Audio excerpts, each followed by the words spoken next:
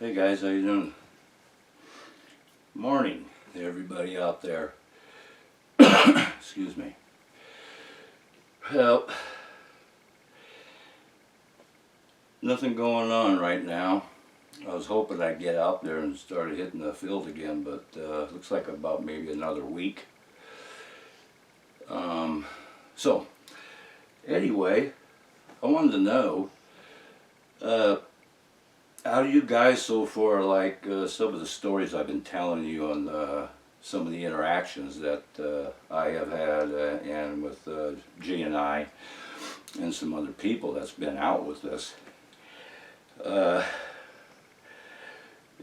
If now the road is up, or if you guys would like to hear some more of those interaction stories, let me know, because I got a lot of them.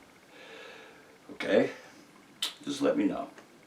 Anyway, what I wanted to talk to you about this morning was this. If you recall, I think maybe it was about a month ago, where I was, having these sightings with UFOs. Okay. And although I haven't talked about it lately and I haven't said anything, does not mean I have not been doing some research on it, okay? Which I have. I did talk to some people around here that actually eyewitnessed these UFOs. And so it's just not I that's seen them, or stuff. We both have seen them several times since we've been here. And probably because of the way the weather has been lately, I haven't seen anything going on, no kind of activity as in that yet. I got a gut feeling that I think it's going to start happening again. I just have a feeling. Anyway, what I wanted to tell you was this. Recently, I went down into the valley. So I hate going down there, to be honest with you. Hell, it's like a 3 or 4 hour drive for me. I really hate to drive. Anywho, I went down to the valley outside Sacramento.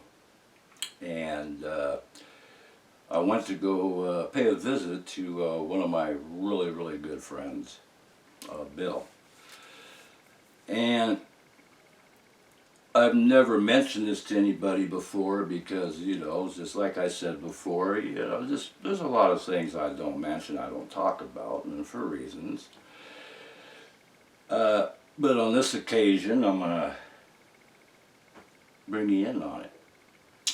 So what I'm getting at is this. One of my best friends, Bill, his son, Chris, works for NASA, okay? He's been working for NASA for quite a few years now. And in fact, as I speak now, he's working on his doctorate, his PhD. And what he does for NASA, he's an engineer, okay? Now, you all know the rover project, or the Mars project, correct? Okay. The last time they said, they did the Mars project, they attached a helicopter to the rover, correct? Okay, you follow me? Okay. Well, Bill's son is one of the engineers that helped design that helicopter, okay? So, I just want to get that out of the way. And when I was visiting Bill, Chris showed up, and we had quite the conversation. Now, you all remember everything that I told you, what I was witnessing here, and what I feel what was going on, and I also whipped that theory out on everybody about their flight pattern, these UFO crafts, and what kind of a species of ETs they are, and a few other oddities that occurred when I was eyewitnessing these crafts, okay? So what I did was I had a candid conversation with Chris about what I was experiencing, and also that the other people that I have interviewed that have also witnessed the same kind of crafts. And you know, I'll give you a little clue about Chris. This guy is intelligent as hell, obviously. And when you have candid conversations like this with him, he's not the type that's going to come out and reply to whatever questions or even what the conversation's about. He just doesn't do that. Back 9 times out of 10, he just doesn't give you any remarks at all, and he'll just end it as, say, whatever, or if that's what you think. Something around those lines, okay? So, during this conversation, I was explaining to him, like I said, everything as I witnessing over here. And like the one moment where the craft was right over here, 60 feet, 50 to 60 feet above the ground, hoovering. It was just stable. And then it moved on, and I was getting down their flight pattern also.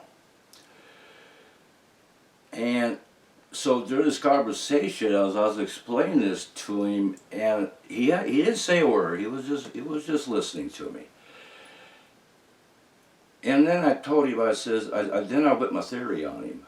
I told him, I says, Chris, I believe that these crafts are real, and they are manned by a living entity. I could also tell because of the size of these crafts. I also told him that I have a theory that I believe that there's a triangle in this area from the coast to Shasta to Lassen and then back to the coast. I actually did a configuration illustrate for myself to understand where this triangle may be, and I got it down where it's probably at, okay? I also told him I believe this is a triangle. Obviously, it's never been discovered yet, okay? It's there, guys. I'm telling you right now, it is there. I also told him I also believe that within this triangle on the coastal waters of California, more like up here the northern western Pacific part, that there is, I believe there is a underwater alien base that these crafts are coming from.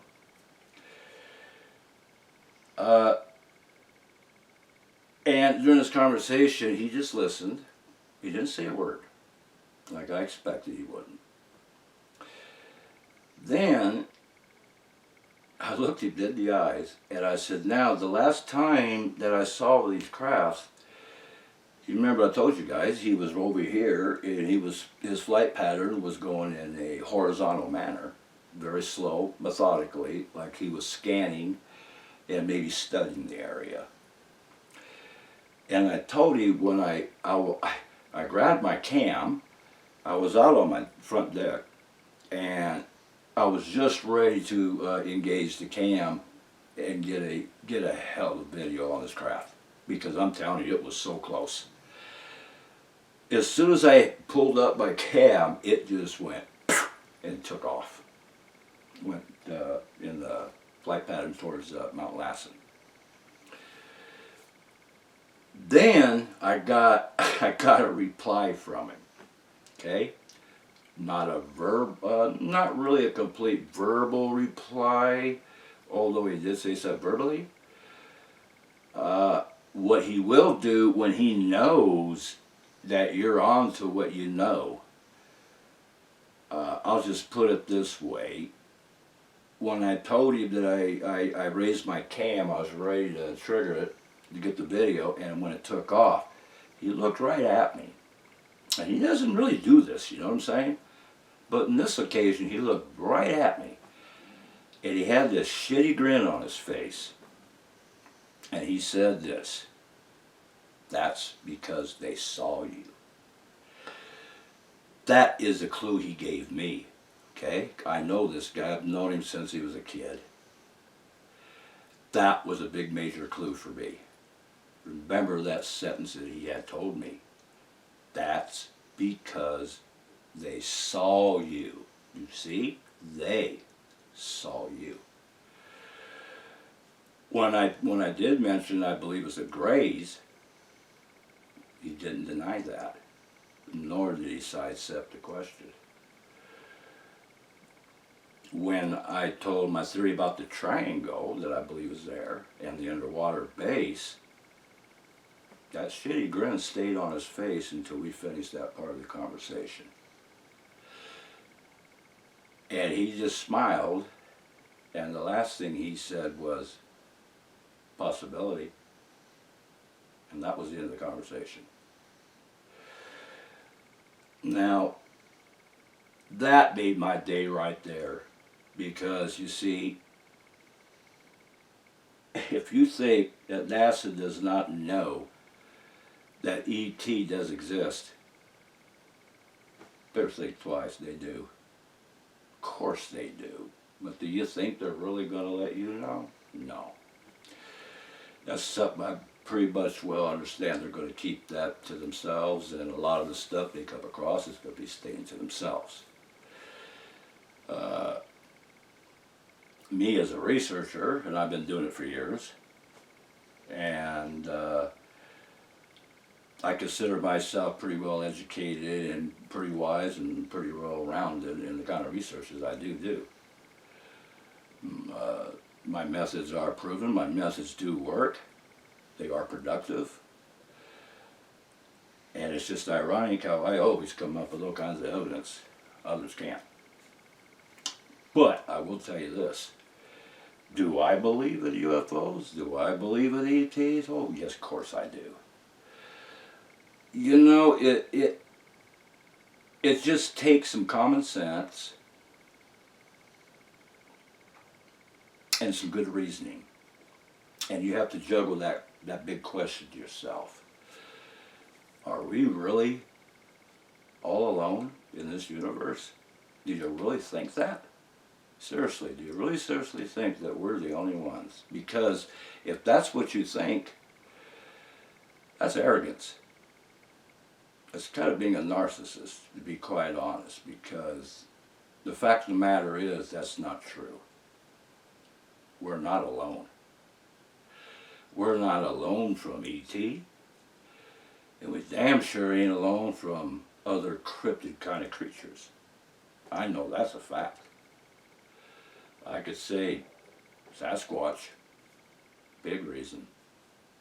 Yeah.